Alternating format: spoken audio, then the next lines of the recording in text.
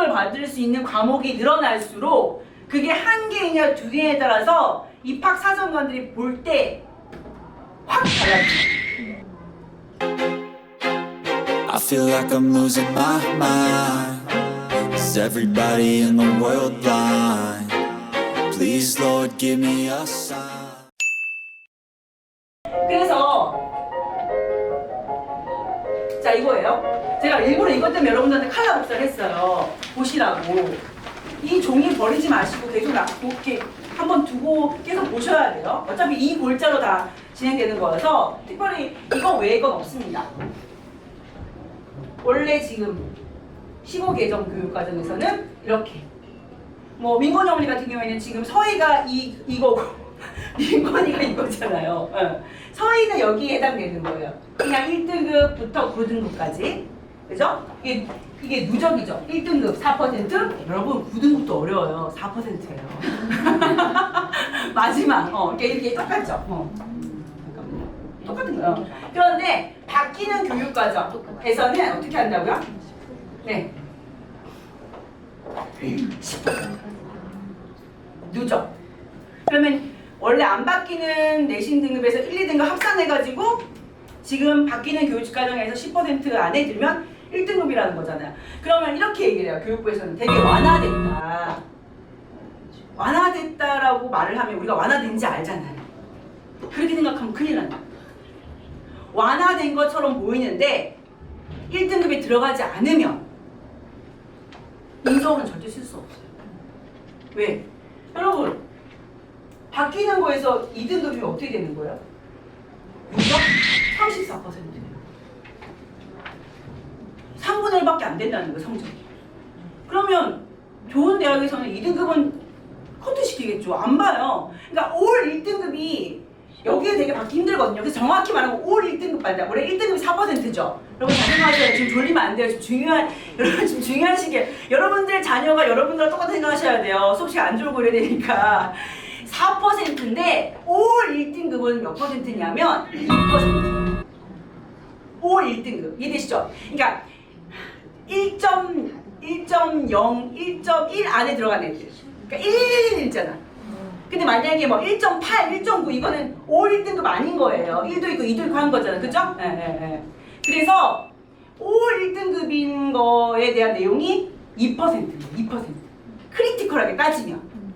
그러면 올 1등급이 2%밖에 안 되니까 그게 몇 명이냐면 전국적으로 몇 명일까요? 전국적으로 올 1등급이 이네요. 그런데 이게 이렇게 10%로 가잖아요? 그러면 어디까지 느는지 아세요? 인원이? 7,000명까지예요. 뭐라고? 서울대 연대고대를 합해도 입학 정원이 9,000명이 안 되거든요. 근데 그쵸. 무조건 뜨가 아니면 안 되는 거예요. 그러니까 완화됐다라는 거는 폭이 넓어졌다는 거지 우리 아이가 대학 가는 게 유리해졌다고 생각하시면 안 된다는 거예요. 보세요. 현행은 이렇지만 이렇게. 그럼 1등급 10% 이거 못 받으면 굉장히 불리하다. 여기서 또 하나 팁은 뭐냐면 자 이겁니다. 이렇게 바뀌어요. 기존의 성적표는 이렇게 편차가 있어요. 편차는 뭐냐면 그 학교의 수준을 얘기하는 거예요. 그러면 우리가 솔직히 블라인드로 학교 이름을 가려도 편차를 보고 공부 잘하는 학교 못하는 학교를 구분할 수 있었어요. 근데 이제는 편차 없앤다는 거예요. 그럼 우리 청주한테 유리해요. 반대 보고 애들하고 싸워야 되는데 우리 유리하다니까요. 근데 여기서 하나의 팁.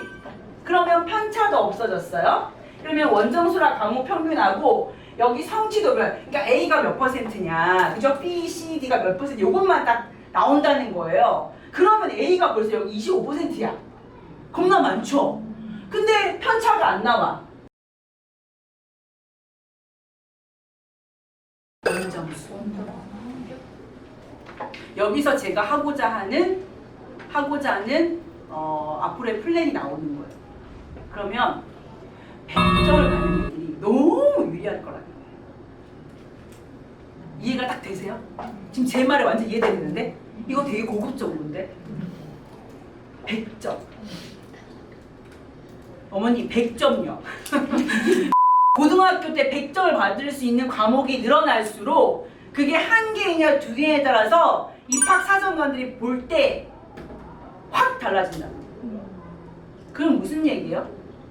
완벽한 공부를 해라는 거. 완벽한 공부. 99%도 안 돼요. 100점. 제가 중학교 애들한테 100점 받으라 얘기하거든요. 99점과 100점은요. 상품권 3만 원과 만 원짜리. 뭐라고? 제가 대치동 빅마마 제 영상을 보면 우리 학원에서 전교 5등하게 된 친구가 저랑 찍은 영상이 있거든요. 그냥 다 나와요 치면 그 친구 하루에 딱 6시간씩 공부해요. 8시부터 새벽 2시까지 평소에. 근데 걔가 뭐라는지 아세요? 자기보다 더 잘하는 애, 밥만 먹고 공부만 하는 애가 있다는 거예요. 내가 그랬어 거기서. 나 좀 소개시켜줘. 나 그런 애를 본 적이 없는데? 청주에서? 그런 얘기가 됐다니까요. 그래서 100점 다 받을 수는 없지만 내가 정말 잘하는 과목에 100점을 받는 거는 굉장히 도움이 된다. 그 다음 이거는 어머니 꼭 기억하셔야 돼요. 이거는 안 바뀌어요. 이거는 계속 안 바뀝니다. 그래서 기억하셔야 돼요. 왜냐하면 너무 중요하고 우리 아이가 학생부 어차피 수시를 쓰는데 크게 학생부 종합이냐 교과냐 논술이냐 시기는 보지 맙시다. 이거는 어차피 시기는 예체능이니까. 그리고 정시 6장 쓰고 3장 쓰는 거예요. 자 그런데 여기서 의문이 들지 않으세요? 이렇게 교과 내신에 대한 변별이 없으면 교과만 보는 학생부 교과 전형에 문제가 생기지 않겠어요? 생겨요. 지금 교과 전형 엄청 많거든요. 여러분 지방으로 내려올수록 교과 전형 많이 씁니다. 왜? 생기부가 잘 안 돼 있으니까. 근데 위로 올라갈수록 학종의 범위가 커져요. 왜? 여러분 제가 매년 서울에 있는 아이들 컨설팅 하는데 그 아이들이 다 강남권이나 아니면 강북에서 자라는 애들이에요. 그러면 하다못해 뭐 영동일고 같은 학교나 뭐 휘문고 이런 학교들을 가면 한 400명 되거든요. 학교 되게 많아 애들이. 근데 원점수가 거의 90점대예요. 근데 4등급이에요. 그런 애들이 어떻게 교과로 갑니까? 못 가요. 그러니까 생기부를 가지고 학종을 노리는 거예요. 그러니까 좋은 대학일수록 교과 성적보다 플러스 알파인 학종이 좋은 학생들 뽑고자 하는 거겠죠. 왜? 그런 학생들이 너무 많으니까. 그래서 지방에 있는 이 청주가 교과로 가기에는 너무 좋았어요, 사실. 왜? 그렇게 공부를 엄청 잘하는 애들이 많지는 않기 때문에. 그래서 정말 그냥 각 학교에서 1등급 정도를 만들어낼 수 있다. 그러면 이 교과 전형으로 학교장 추천 전형으로 한 경희대 라인까지 쓸 수 있었단 말이에요. 근데 지금 바뀌면 지방 일반고에서 문제가 생깁니다. 내신에만 의존은 안다는 거죠. 그죠? 먼저 제일 중요한 거 최저. 그러니까 학생부 종합이나 교과나 둘 다 뭐가 들어간다고 이제요? 학교 내신에 대한 변별이 없으니까 최저를 넣겠다는 거예요. 근데 최저는 제가 아까 뭐라 그랬어요? 수능은 누가 준비한다고요? 본인이 준비. 학교에서 준비 안 돼요. 심지어 죄송해요. 학원에서도 서울에 있는 이런 입시학원이 아닌 학원에서 고등학교 모의고사 준비해주는 학원이 그리 많지 않습니다. 왜? 당장 내신이 너무 급한 거예요.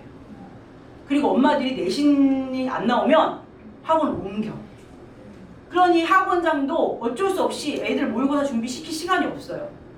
내신 할 주기 바쁜 거예요. 그래서 제가 얘기했잖아요. 수능은 자기가 공부하는 거예요. 지금부터 해야 된다는 거예요. 모의고사도 풀고 사고로도 넓히고 책도 읽어야 되고 그죠? 좀 깊이는 공부해야 돼요. 심화는 선행은 앞으로 가는 게 선행이라고 생각하는데 그것도 맞아요. 근데 요즘 선행은 뭐냐면 딥하게 공부하는 거예요. 깊이 있게 공부하는 거예요. 뭐라고? 내가 중학교 1학년이면 중학교 1학년의 수학을 완벽하게 내가 응용 문제까지 풀 수 있는지에 대한 부분이 요즘에 요구하는 수학의 공부라는 거죠. 그래서 이 최저 등급이 다 붙기 때문에 원래는 교과밖에 없었거든요. 근데 학종에도 붙는다는 거예요. 그러면 전 수시에 여러분 논술 여러분 아시죠? 좀 서울에 있는 논술 되게 많이 하거든요. 고려대학교 경영대학 논술 최저가 얼마인지 아세요? 고려대학교 경영학과, 사마사 사하보, 사하보 의대예요. 고려대 의대 경영학과라고 있어요. 어쨌든 이 논술은 글을 쓰는 건 물론 너무 중요한데 최저 못 맞추면 글을 너무 잘 써도 다 떨어진다는 거예요. 그 다음 가장 중요한 건 자신을 아는 거예요. 자기 자신의 자기 자녀를 아시는 거예요. 우리 아이가 좀 분위기를 타는지, 우리 아이는 공부를 좀 잘하는 학교를 가야 되는지, 아니면 너무 경쟁이 심한 데서 못 견디는지, 체력이 약하면 절대 멀리 보내시면 안 돼요. 집 앞에 보내셔야 돼요. 기숙사 있을까 아니면 또 기숙사도 중요해요. 우리 아이가 깔끔 떨어. 그래서 못 있어요.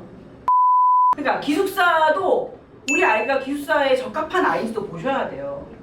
그러니까 그런 것들이 중요한 거지. 지금 뭐 예를 들어 지금 뭐 그런 게 우선순위 돼야 된다는 거예요. 아무리 학교가 좋고 해도 우리 아이가 적응 못하면 못 가는 거예요. 그 다음 그 다음에 이제 정해졌어. 남고를 갈 거냐, 여고를 갈 거냐, 남녀공학을 갈 거냐, 집 앞에 갈 거냐 정해지고 나면 그 학교에 대한 정확한 정보가 우리 아이랑 어떻게 매칭하냐를 생각해야 되는 거예요. 그런데 그런 순차적인 거 없이 그냥 무턱대고 저한테 어디 가면 좋을까요? 이렇게 말씀하시면 제가 답을 드릴 수도 없고 책임도 못 져요. 그쵸? 여러분들 자녀들이 여러분들이 생각할 때 어떤 게 적합한지에 대해서 기본적인 베이스는 생각하셔야 된다는 거예요. 그래서 결국은 뭐냐? 제가 이렇게 얘기하는 이유는 뭐냐? 공부를 시킬 거다. 그러니까 어머니들 협조를 해라. 그거예요, 그냥. 내가 시킨다 그럴 때 뭐 토달하지 마시고, 저는 아이들한테 강제로 얘기해요. 선택권이 있어? 너희한테? 옵션이 있어? 무슨 옵션이 있어? 하고 안 하고의 옵션이 있으면 안 돼요.